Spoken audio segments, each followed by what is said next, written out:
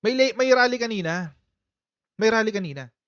6 arrested as cops and protesters clash near the US Embassy on Labor Day.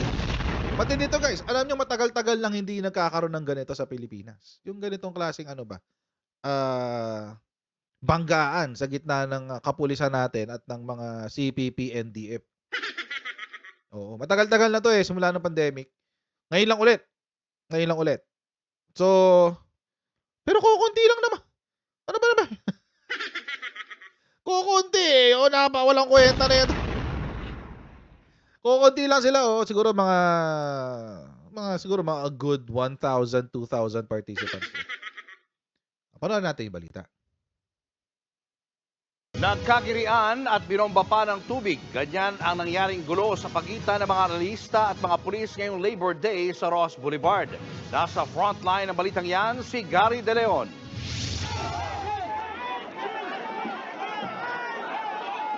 Nagkabalya na ang mga pulis at rallyistang ito sa bahagi ng Ross Boulevard. Yun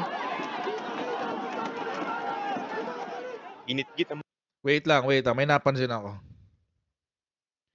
Saan ka? Magpakita ka, boy. Ito sa bahagi ng Ross Boulevard. Wait. Saan nakakita rallyista na ang ngiti? Happy yarn? Happy ka, kuya? Nagsisisigaw ka dyan. Ibagsak! Yung ibang tao. Tignan yung mga ibang tao. Ibang tao, wagas, mangot na mangot. Siya, ibagsak! Ano to, rallyista na to, Happy! Malaki ba ang bigayan? Happy Langiya. Ayun Ginitgit ang mga rallyista. Ito si kuya, gigil na gigil. Kitang-kita mo yung galit yan, pak. Wagas. Ito si isang kuya. Tara. Ginitgit ang mga rallyista.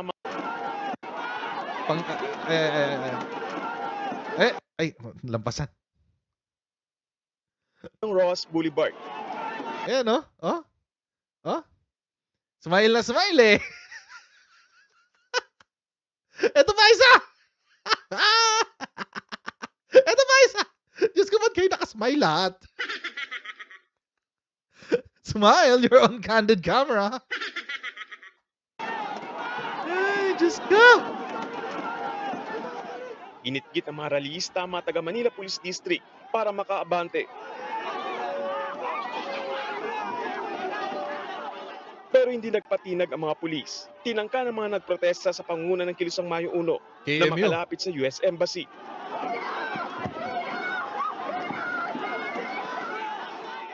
Pero 3 beses silang hinarang ng mga pulis.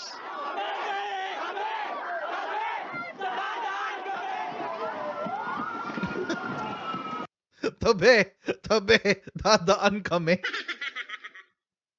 Bakit ang babaduy ng mga aktivista ngayon? Hindi na kayo makapag-isip ng ng mga chant niya. Tabi, dadaan kami. Ang pangit! Diyos ka!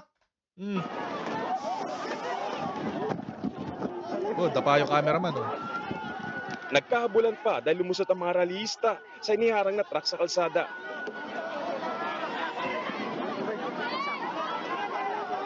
Binugahan din sila ng tubig. Sakto lang yan, mainit. Ayon sa KMU, 6 na rallyista ang dinampot ng mga pulis.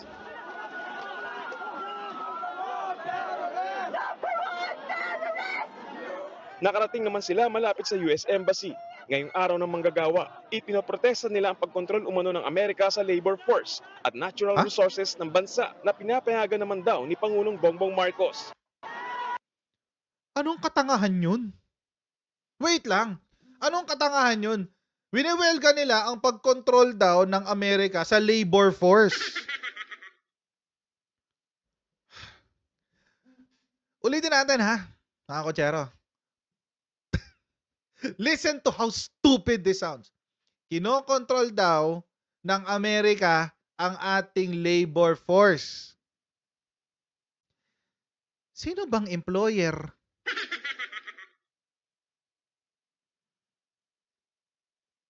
Sinong employer? Sino yung nagpasok ng negosyo sa Pilipinas at nagmamas hiring para sa mga kanilang mga kumpanya, para sa mga call center? Sino ba ang nagpapatakbo ng mga American businesses sa loob ng Pilipinas? Natural, sino yung employer? Eh di siya yung magkocontrol sa labor force. Bobo naman itong mga to.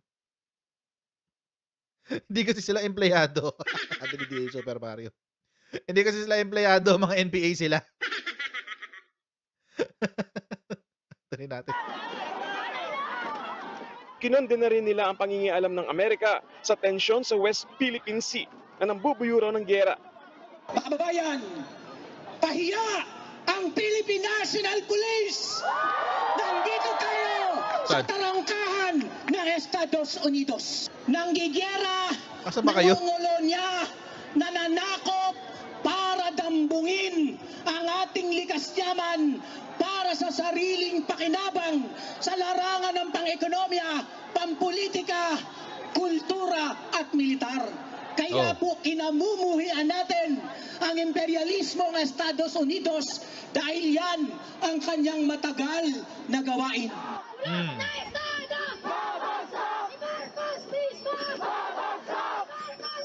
Ayon sa MPD, walang permit ang mga rallyista para pumunta sa US Embassy. Pinairal daw nila ang maximum tolerance wala pala at kayong permit eh. aresto para hindi na lumala ang gulo. Nagkaroon tayo ng ganung insidente dahil nga nakita natin yung ating mga ibang kasapi ng progresibong grupo na pinipilit nilang pumunta rito sa lugar natin dito sa US Embassy kung saan nga hindi ito kasama sa Freedom Bark ng Maynila. Correct. Tama naman. Imperialismo! Pasada alauna ng hapon, natapos ang programa at umuwi rin agad ang mga rallyista. Ipinaubayan na raw nila sa kanilang mga abogado ang kaso ng mga naaresto. Ang layo sa US Embassy niyan. Nagrally rin kanina ang grupong Manibela. Yun yata yung kanto ng Manila Hotel eh. Yung kanto ng Tandang Sora, tsaka Rojas Boulevard, malapit na sa may bandang Luneta. Ang layo niyan sa Ang layo niyan sa US Embassy. Ang layo niya siguro mga a good 100 to 200 meters. Malayo yan sa US Embassy. Ano sinasabi nila? Pahiya ang PNP. Nandito pa rin tayo sa US Embassy. Ha? Wala kayo sa US Embassy. Napakalayo niya. Ang layo nun. Ang yabang. Wala naman pala ibubuga. Puro yabang lang pala. Puro yabang. Parang DDS. Parang Duterte supporters. Anyway, tuloy natin. Kaisa tayo ng mga labor groups dahil po pare-parehas tayong may hanap buhay, pare-parehas tayong naghahanap buhay, pare-parehas po tayong nakukulangan, pare-parehas po tayong naagrabyado, pare-parehas kayo po lang. tayong baka isang araw ay mawalan na lang ng hanap Hindi, buhay kayo at wala lang. naman maibigay sa ating formal. Hindi. Manibela, hindi. Kayo lang. Kasi kayo yung matigas ang ulo. Kayo yung ayaw sumunod sa batas eh. Kayo yung ayaw sumunod sa mga executive order. Kayo yung ayaw sumunod dun sa sa jeepney modernization. Kayo lang ang mawawala ng hanap buhay. Yung mga sumunod sa LTFRB, hindi sila mawawala ng hanap buhay. Yung mga bumuo ng kooperatiba, hindi sila mawawala ng hanap buhay. Kayo lang, mga aktivista. O di magutom kayo. No, seriously, magutom kayo. Antitikas ng ulo nyo eh. Antitikas ng ulo nyo. Magutom kayo. Yung mga naghahanap buhay ng maayos, huwag niyong pakialaman. Kung ayaw niyo magtrabaho ng maayos, ayaw niyong sumunod sa mga ordinances, ayaw niyong sumunod sa mga memorandum na inilalabas ng ating gobyerno, edi huwag kayong sumunod. Magutom kayo. Alam niyo mga kotsero, yan ang kinagandahan ng kapitalismo. Yan ang kinagandahan ng kapitalismo. Kung ano ang tinrabaho mo, yun ang kikitain mo. Kung hindi ka magtatrabaho, di wala kang kita. Ganun lang kasimple yun. Hindi gobyerno ang mag-aabot sa'yo, nakakainin mo. Hindi tayo komunista, hindi tayo komunismo, hindi rin tayo socialism. Walang ganon. Although we have socialist programs, like the Universal Healthcare Program, we have social welfare programs, but we are not a communist country. Hindi gobyerno ang bubuhay sa atin. Walang yato mga to. Itong mamang to, may kaso pa nga cyber libel to eh. Kakasuhan pa nga to ng LTFRB ng cyber libel eh. Tigas ng mukha na itong lalaking to. Yung mga ibang tsuper, hindi sila maaabala. Kayo lang. Kasi ang titigas ng ulo nyo. Mal na trabaho.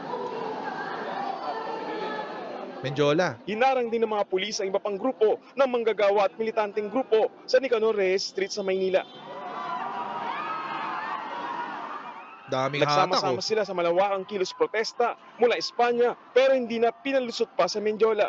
Pero Git ng mga maikli, ralista, maliit, may konti lang. permit sila. Sa kasaysayan, 'di ba? First time ito na inaharang kami dito pa lang sa Murayta. Sabi ko nga doon sa namumuno Ganun talaga kuya, lagi may first time. Hindi porke first time, ibig sabihin mali.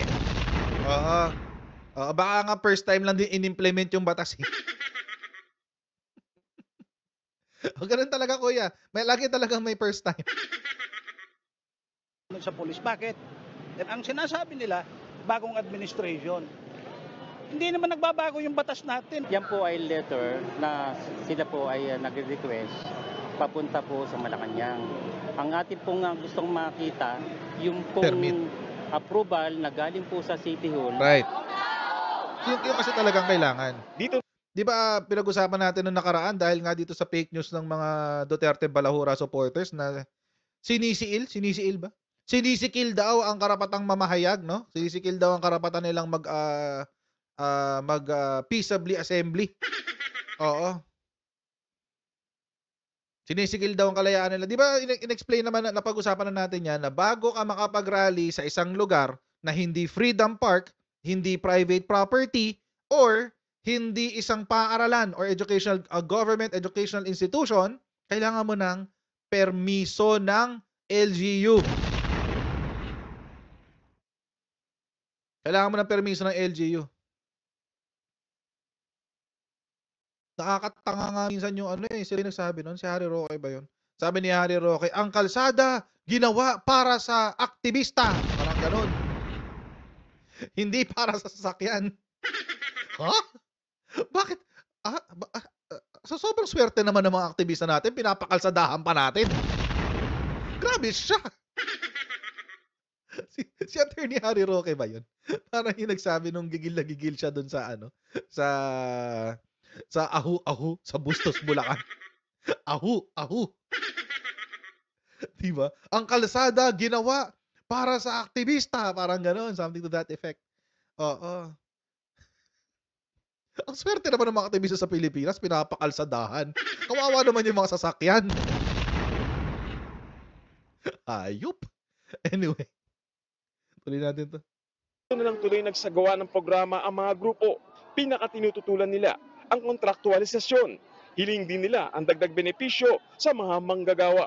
Gayun din ang dagdag sahod at ang pagtatanggal sa provincial rate. Nagbabalita mula sa Frontline, Gary De Leon. Okay. Nagulat lang ako sa mga kino-comment ng mga Duterte supporters. Lalo ng mga Duterte vloggers. Kasi hindi ko in-expect na sa kanila manggagaling to. Kasi simula 2017 or 2018 hanggang bumaba si FPRRD. Galit na galit sila sa CPP, NPA, NDF. Galit sila sa mga aktivista, galit sa mga nagrarally, etc. etc. Ganon. Nagulat ako, may ganito. Ito, si Malutikia. May water cannon para sa Pilipino sa Mayo 1. Na alam sa kasaysayan natin ay araw na laan sa mga manggagawa at kanilang kahilingan. Ang mapayapang pagtitipon ay hinarap ng dahas sadyang mapaniil. Wow! Malutikiya. Ma'am, sir. Baka naman, nabasa mo ba yung balita? Wala ho silang permit. Ano po yung sinasabi niyong mapayapang pagtitipon? Kailan pa ho nagkaroon ng mapayapang pagtitipon ng CPP, NDFP?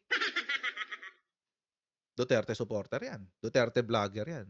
Vlogger with a B, not V. Nagulat ako eh. Ay, ibang klase ang espesyal ng US Embassy.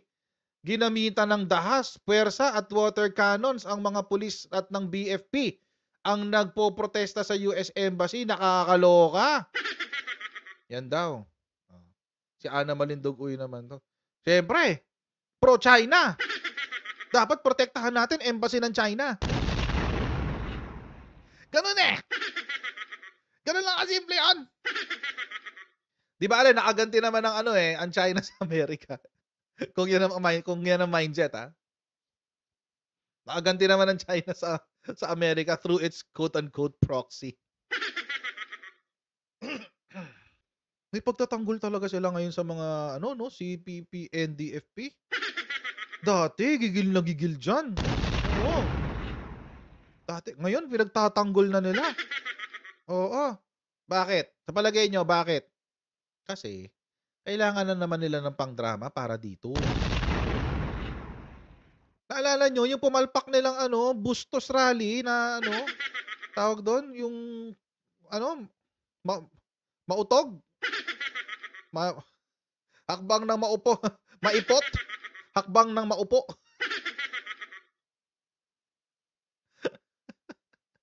Ganon. Ganon. Kailangan kasi nila ng panggatong dito. Yung mga vlogger lang ang pumunta. Sila lang ang nandun. Kawawa naman. Walang tao. Alam nyo mga kotsero, ako malakas ang kutob ko. Hindi pa naman to confirm, pero malakas ang kutob ko na walang nagpunta sa Bustos Rally. Malakas ang kutob ko na walang nagpunta sa Bustos Rally. So, to save face, o para hindi mapahiya, sinisi nila sa administrasyon na sinisiil daw ang kalayaan ng ating mga mamamayang Pilipino, na pinipigilan daw ang karapatan to peaceably assemble and address grievances to the government. O, ganon. Yun yung drama dyan. Pero feeling ko, ang totoong kwento dyan, wala kasi nagpunta. Wala nagpunta. Hindi nga ako naniniwala na hinarang ng gobyerno yan.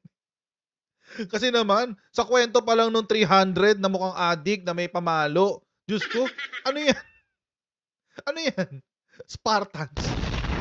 We are adik! Ahu, ahu! We are tambay! Ahu, ahu!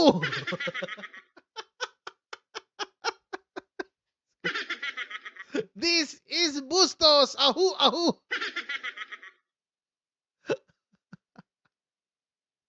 Ang stupid. Ang stupid nun, mga kodya. Sobrang katangahan talaga maniniwala dun. Sobrang katangahan yun. Malakas ang kutob ko na wala nagpunta. At dahil para walang para to save face nga, para hindi mapahiya, gumawa sila ng chismis. Kasi alam nyo, mga kotsero, kung naman yun, kung may mga pumunta doon, sabihin natin, let's say may 500 na pumunta or 600.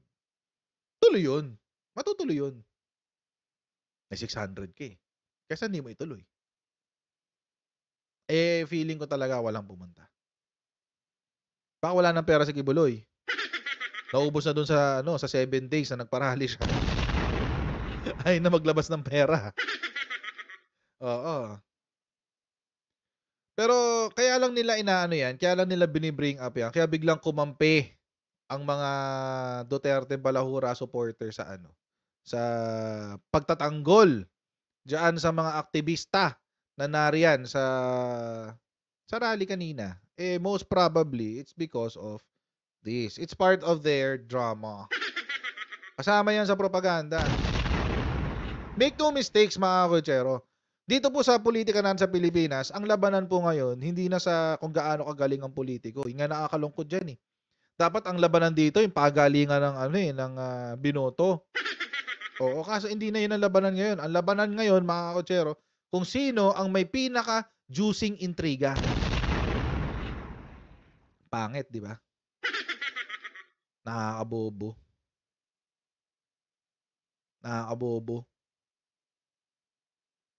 Let's elevate the conversation, mga kutsero. Let's talk about issues and not personalities. Yung kasi ang problema ngayon dito eh. Pero naman talaga, ako, kasi ginagawang laruan yung ano eh, ginagawa niyang laruan ng national interest eh. Buti sana kung pinag-uusapan natin mga issue. Kaso hindi. Mga chismis na ginawa ng kung sino-sinong vlogger dyan sa tabi-tabi. So, ayan mga kutsero, maraming po salamat sa inyong patuloy na pagsuporta sa ating channel.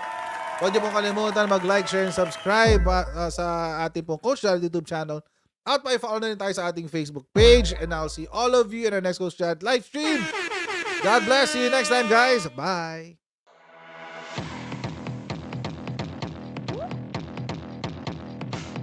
Pag ganun, huwag natin gawing tanga mga Pilipino. Mas maganda kasi nasa lugar ka ng tama kaysa yung pinipilit mo yung pagkakamali.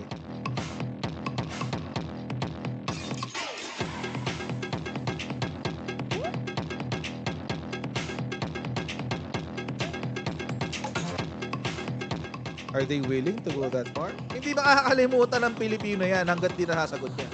Sino ngayon nagsasabi ng totoo?